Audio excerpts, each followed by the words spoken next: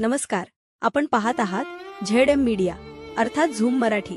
आजची धक्कादायक बातमी. वीज वितरण कंपनीच्या निष्काळजीपणामुळे शेतकऱ्यांच्या मका पिकाला आग. पाचोरा तालुक्यातील वानेगाव शेत शिवारात घडली असून शेतामधून गेलेल्या वीज वाहिन्यांच्या निष्काळजी देखभालीमुळे ही आग लागल्याचा आरोप शेतकरी रवींद्र पाटील यांनी केला आहे. वीज तारा सैल झाल्याने आणि स्पार्किंगमुळे शेतातील उभा मका पिकाला अचानक आग लागली. काही मिनिटांतच आगीने भीषण रूप धारण करत संपूर्ण पीक जळून खाक झाले.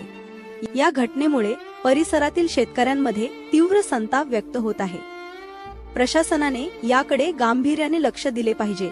आता नुकसान भरपाई देण्यात यावी अशी मागणी करण्यात आली आहे.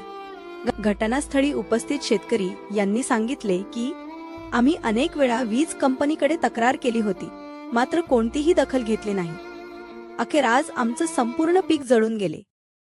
आज रोजी वानेगाव येथे आमच्या शेतामध्ये वाडे सबस्टेशनचे जे वीज तार वगैरे होते, जे मेन लाईन आलेली होती, ते आज आमच्या जवळपास मक्का वगैरे कापून घेतलेलं होतं आणि परत कंस वगैरे खाली देखील सुद्धा होतं.